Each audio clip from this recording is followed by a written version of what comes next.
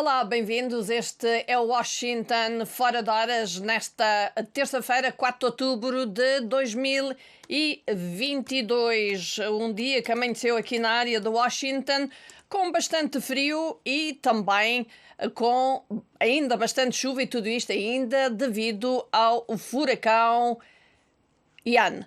Neste momento estão 8 graus Celsius aqui na área de Washington, mas nós vamos ao nosso programa Washington Fora de Horas, da Voz da América, em direto do Estúdio 2, e convosco na apresentação está Ana Guedes, o nosso produtor é o Mariano Bartolomeu.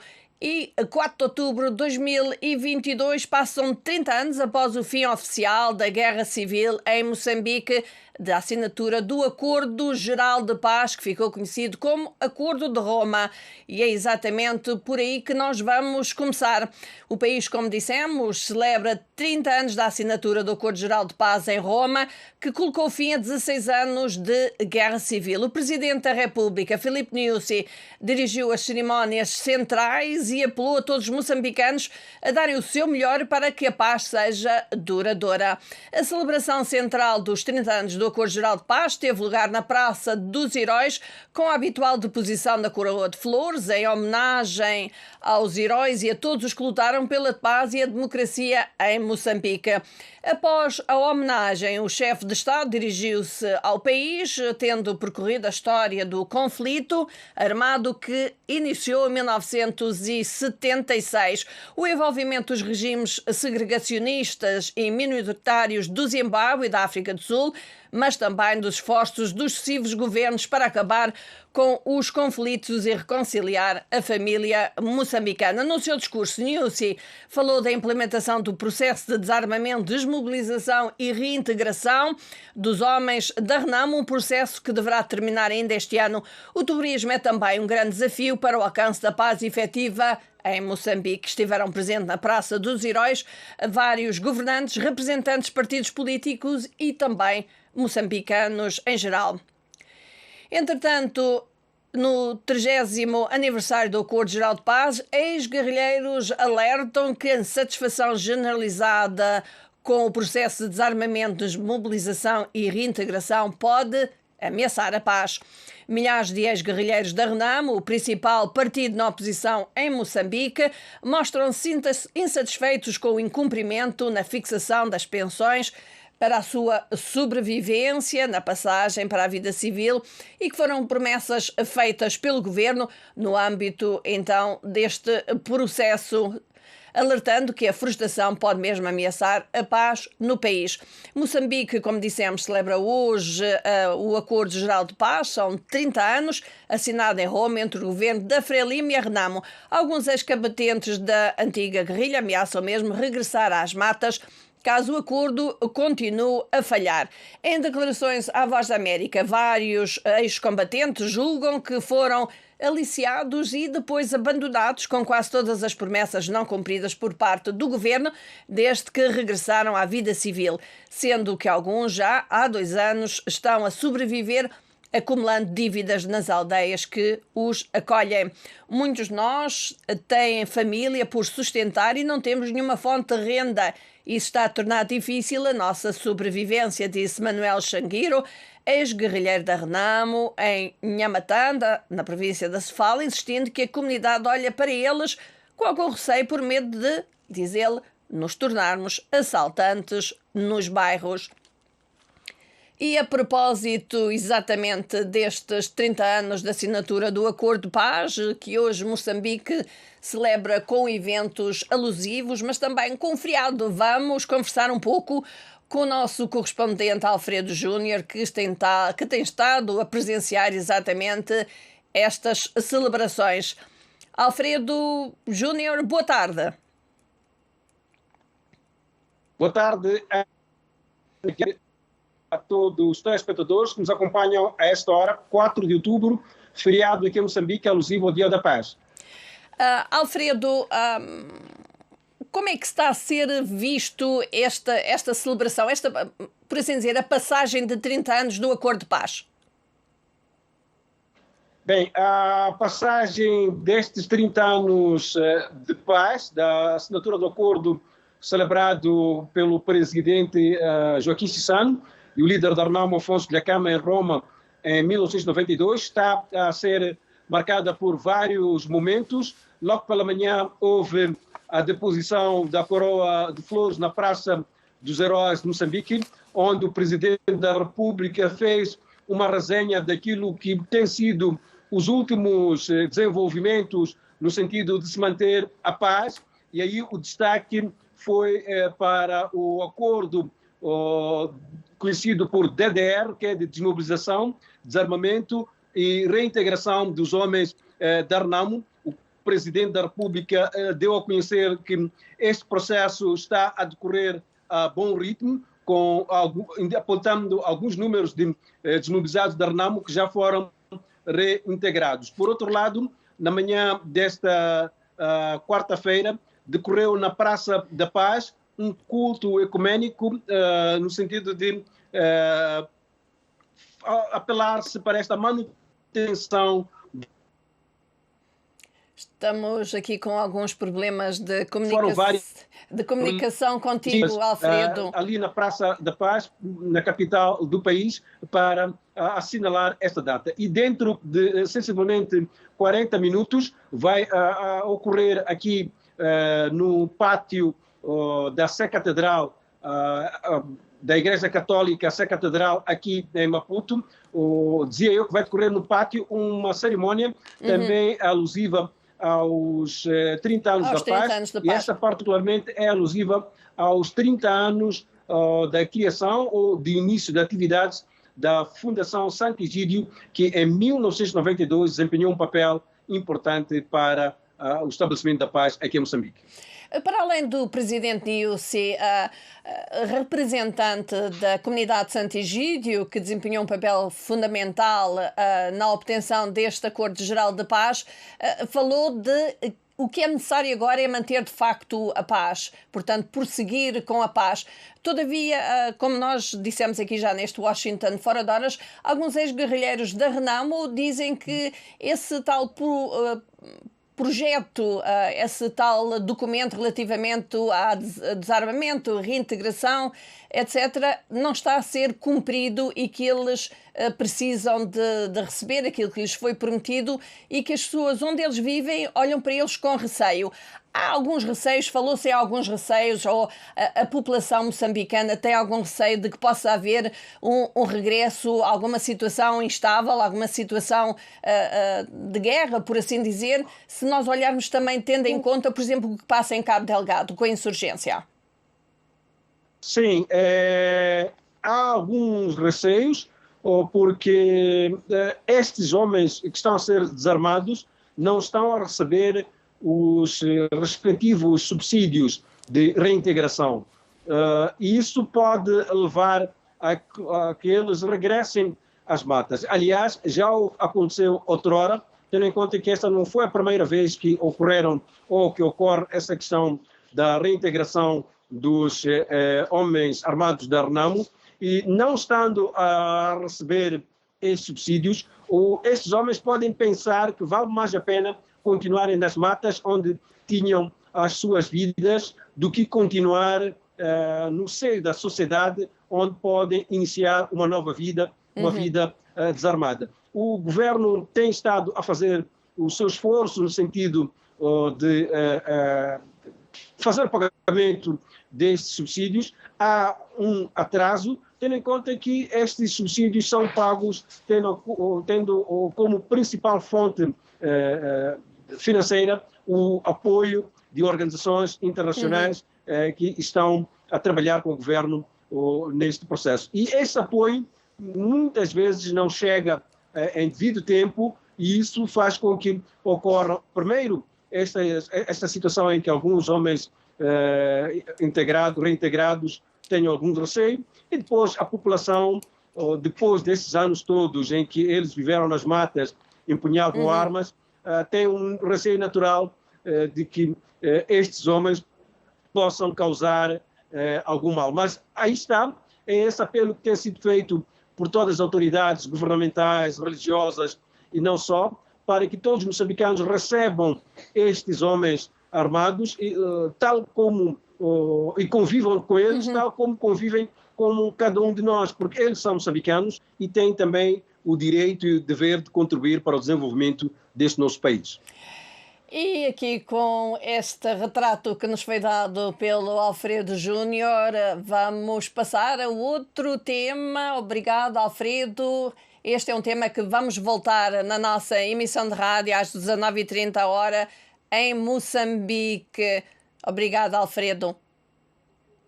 E até a próxima.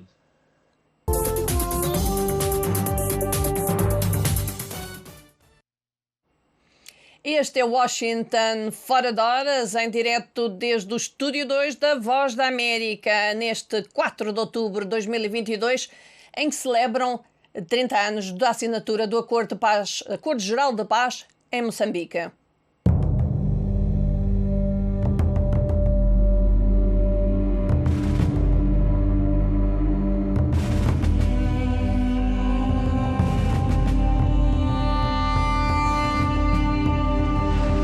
Tangu sedang kumpa nafasi kwamba arudi, kawa subhana tena ajirudi.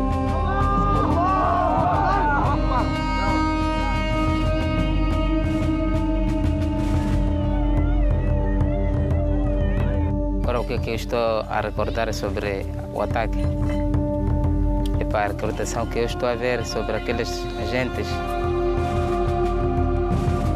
capturado com essas terroristas. Nunca. Nem comunicação dela não tem. Então, pus-me a faca dele aqui onde vocês estão a ver. Estão a ver este risco aqui. Pus-me. Cortou-me a primeira vez. Nirimo rupi khove na samarupe le khove nirimo momobali rimo bubelia.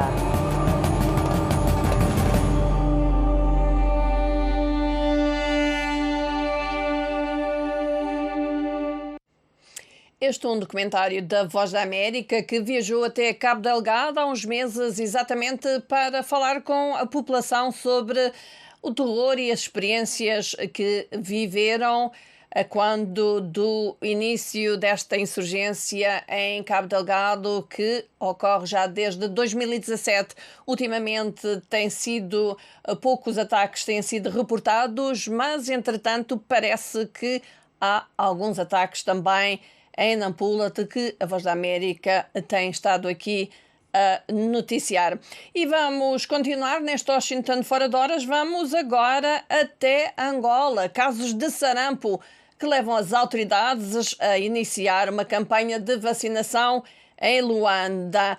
A capital angolana notificou até agora 23 casos positivos de sarampo e as autoridades de saúde iniciaram hoje uma vacinação de bloqueio a menores de 6 meses, ou aliás, a menores dos 6 meses aos 5 anos de idade, para travar o surto que se registra sobretudo em municípios fronteiriços de Luanda. A coordenadora provincial do Programa Alargado de Vacinação de Luanda, Felizmina Neto, disse que os 23 casos já registrados são um sinal de alerta para as autoridades e deu a conhecer também que as autoridades sanitárias de Luanda estão a reforçar a vacina de rotina nas unidades de saúde nos diferentes níveis, tanto na rede pública como na privada, e que há doses suficientes para a vacinação. O bloqueio, disse ela, deve terminar em 10 dias, doses em quantidades suficientes para responder a esta preocupação do bloqueio e também para manter a rotina nas universidades, aliás, unidades de saúde, assegurou ainda Felizmina Neto. E continuamos com Angola. O Banco Mundial prevê crescimento da economia em 3,1% este ano e abranda para menos de 3% até 2024, mantendo assim o crescimento abaixo da média regional, e isto devido à desaceleração da produção de petróleo. A taxa de crescimento em Angola deverá cair de 3,1% este ano para 2,8% em 2023 e estabilizar nos 2,9% em 2024. Lê-se no relatório Pulsar de África, hoje divulgado pelo Banco Mundial aqui em Washington. O fraco desempenho é explicado pelos preços mais baixos do petróleo, com a economia a continuar dependente deste setor para crescer, acrescenta-se neste documento, que revê alta a previsão do crescimento feita em abril, estimando mais 0,2 pontos percentuais de crescimento este ano do que o antevisto em abril na edição anterior do Pulsar de África. A nível regional, o Banco Mundial reviu em baixa a previsão de crescimento para a África subsaariana, necessitando e defendeu que há uma necessidade urgente de restaurar a estabilidade macroeconómica. E de Angola vamos até à Guiné-Bissau, onde o governo paga salários a professores. O governo guineense anunciou o pagamento de salários a 2.849 professores, novos ingressos na função, referentes ao ano letivo 2021-2022. Segundo o Executivo, o salário deste grupo de professores tinha sido suspenso no mês de setembro deste ano, tal como nós aqui anunciámos, por haver certas contratações irregulares e por estar a efetuar as correções necessárias e determinar o controle rigoroso da massa salarial na administração pública da Guiné-Bissau. Em nota, o Ministério das Finanças, consultado pelo jornal online O Democrata, o Executivo informou que decidiu conceder ao Ministério da Educação o limite máximo de 15 mil professores efetivos, permitindo assim, então, a reintegração dos professores referentes ao ano letivo 2021-2022. Lê-se na nota que este grupo de professores vai começar a receber os seus ordenados a partir deste mês de outubro, com execução retroativa dos 7 meses atrasados e que serão pagos em cada remuneração corrente. Vamos agora até Cabo Verde. Foi detida uma mulher acusada de participação em tráfico humano. A Polícia Judiciária cabo-verdiana informou hoje que deteve, na tarde do dia 30 de setembro, em flagrante delito, na cidade de Santa Maria, Ilha do Sal, uma mulher pela prática reiterada de crimes de tráfico de pessoas para exploração sexual, prostituição de menores. Entre as vítimas está uma criança nigeriana de 15 anos de idade. Através de um comunicado à imprensa, a Polícia Judiciária informa que se trata de uma mulher de 34 anos de idade. No decurso do cumprimento do mandato de busca e apreensão, foram encontrados e apreendidos na residência da detida vários documentos, entre os quais suportes bancários, uma quantidade indeterminada em dinheiro, em moeda estrangeira e nacional e outros elementos de relevância probatória. A detida, cuja identidade não foi revelada, foi apresentada no sábado passado, 1 de outubro, às autoridades judiciais competentes para o primeiro interrogatório, tendo-lhes sido aplicada cumulativamente vários crimes. A apresentação periódica também, proibição de contacto com as vítimas, interdição de saída da ilha onde ela se encontra e também do país. Vamos agora a São Tomé e Príncipe, que tem vivido nos últimos dias algum clima de crise política. O ministro dos Negócios Estrangeiros de Angola, Tete António, iniciou hoje uma série de contactos com as autoridades são-tomenses depois de ter chegado ontem à noite ao país. O diplomata angolano, que deverá deixar ainda hoje o país, foi portador de uma mensagem do presidente do seu país, João Lourenço, para o seu homólogo santomense, Carlos Villanova, num momento de tensão política em São Tomé e Príncipe, decorrente dos resultados das eleições do passado dia 25 de setembro. A saída do encontro com o chefe de Estado, o ministro angolano afirmou que está no país no âmbito de uma diplomacia preventiva no quadro da Comunidade dos Países de Língua Portuguesa, a CPLP, neste momento presidida exatamente por Angola.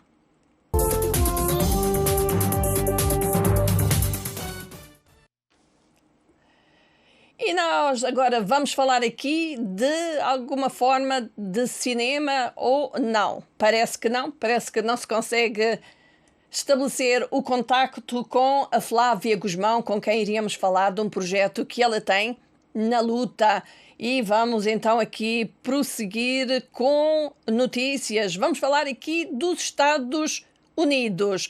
O presidente colombiano Gustavo Petro e o secretário de Estado norte-americano Antony Blinken disseram ter discutido a intensificação da interseção de narcóticos no mar e o reforço da partilha de informações sobre o tráfico de drogas durante uma reunião que mantiveram ontem em Bogotá, capital colombiana.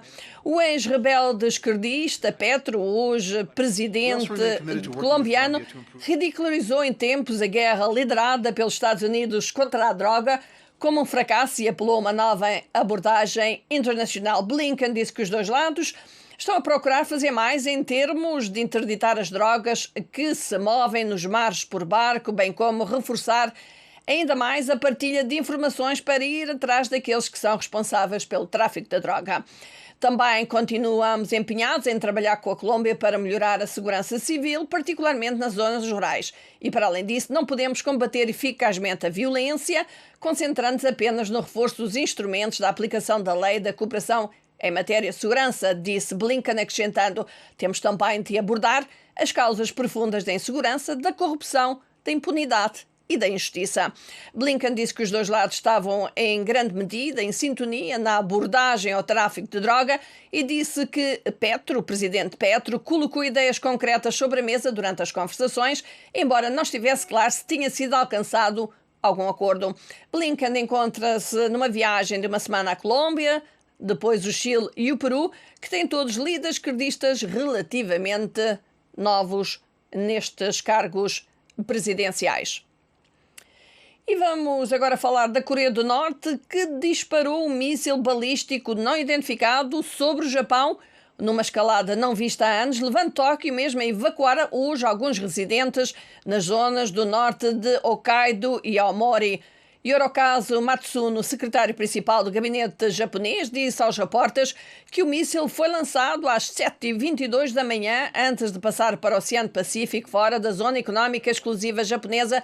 22 minutos mais tarde, o primeiro-ministro japonês Fumio Kishida chamou ao lançamento de mísseis um ato ultrajante e disse ter pedido ao governo para coletar objetos caídos e analisar informação recolhida.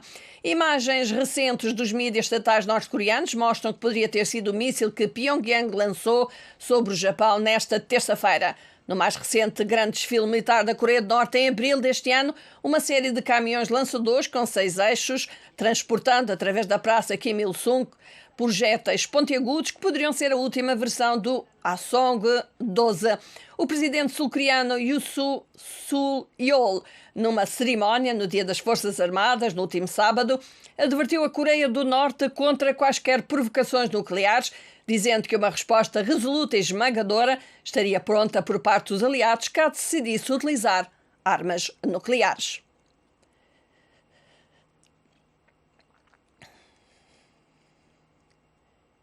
O líder do posto do Burkina Faso, Paul-Henri Sandaogo Damiba, renunciou à sua liderança 3 dias depois dele próprio ter sido derrubado em golpe de Estado dos militares.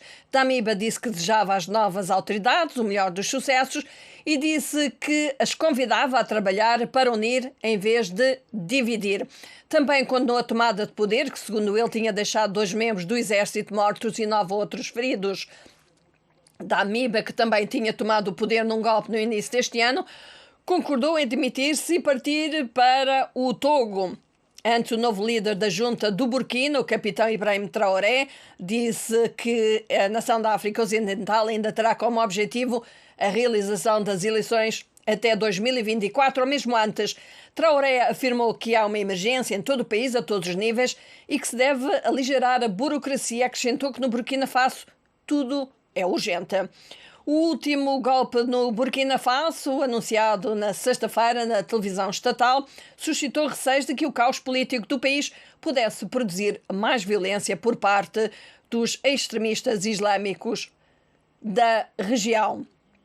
E de lembrar que o Burkina Faso, aliás, vai receber uma delegação da CEDEAO exatamente para tentar não só mediar a situação que foi criada com este segundo golpe de Estado por parte dos militares, como também para assegurar o regresso, por assim dizer, a uma governação civil e a realização das eleições gerais.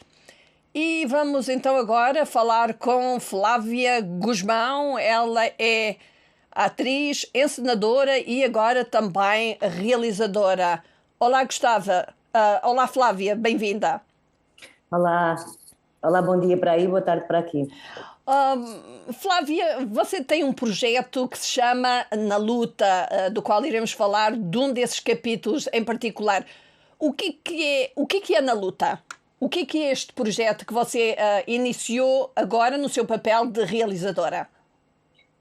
O Na Luta é o nome do projeto em 5 capítulos, como as 5 fases do luto. E este projeto surge porque a minha melhor amiga, a Samira Pereira, ela faleceu em agosto do ano passado. A Samira era cabo-verdiana em portuguesa e era uma produtora, gestora e ativista cultural muito querida por toda a gente, com um trabalho, com muito trabalho feito, mas ainda com muito trabalho por fazer. Portanto, a morte dela foi assim precoce, inesperada e chocante. E há um ano atrás, um ano e um mês ou assim, o Mindelact, que é o Festival de Teatro Internacional do Mindelo, em Cabo Verde, decidiu dedicar essa edição à Samira. Eu já nem estava em Cabo Verde, eu estava em Lisboa, mas senti que tinha de fazer alguma coisa como artista em relação a essa edição e a essa memória da Samira. Mas também senti que fazer só uma coisa não era suficiente, então por isso é que eu delineei este projeto em 5 fases, em 5 capítulos, e que só termina para o ano que vem, como as 5 fases do luto. Agora nós estamos a falar aqui sobre o 4º capítulo, sobre o Mangifera. O Mangifera, qual é a fase, por assim dizer, do luto ou na luta da sua tradição em crioulo? Na verdade, na luto ou na luta, não é? Esta palavra, que até é escrita com a arroba, que dá para o A e para o O, ele é isso, fala da luta que é o luto, não é? Mas também das outras lutas que muitas comunidades cabo-verdianas passam e passaram e continuam a passar em vários locais do mundo. Em relação à fase do luto, eu logo no primeiro capítulo eu percebi, porque eu pensei até, vou fazer, cada capítulo é uma fase do luto. Mas logo no primeiro eu percebi que isso não fazia sentido, porque na verdade as fases que foram documentadas pela Elizabeth Kubler-Ross, ela própria a certa altura ela diz, isto aqui, esta ordem que eu tinha dito, na verdade já não é uma ordem, elas podem alterar, podem andar para a frente e para trás, podem inclusive existir ao mesmo tempo. Portanto, eu logo desde o início eu senti isso e portanto apesar de serem 5 capítulos e todos com uma forma diferente, portanto o primeiro começou por ser um audio walk lá no Mindelact, o segundo foi uma performance a solo numa galeria de arte, na Galeria Zé dos Bois aqui em Lisboa, e o terceiro foi uma performance com as batucadeiras Fincapé da Cova da Moura, daqui da zona de Lisboa. E este quarto é um filme que tem o título de Mangifera, porque todos os títulos destes capítulos têm sempre o título de uma árvore. Neste caso é da mangueira que existia no quintal da última casa onde a Samira Pereira viveu, no Mindelo. E que vai estar em exibição brevemente, certo? Sim, ele estreia oficialmente no dia 16 de outubro na RTP2 e fica também na RTP Play, portanto fica com acesso. Então, Flávia, eu sei que nós tivemos problemas em contactá-la, mas vamos ter que nos despedir porque o Washington Fora de Horas está a chegar ao fim. Nós vamos continuar a conversa mais tarde. Então, este foi o Washington Fora de Horas, aqui neste 4 de outubro de 2022, em que Moçambique celebra 30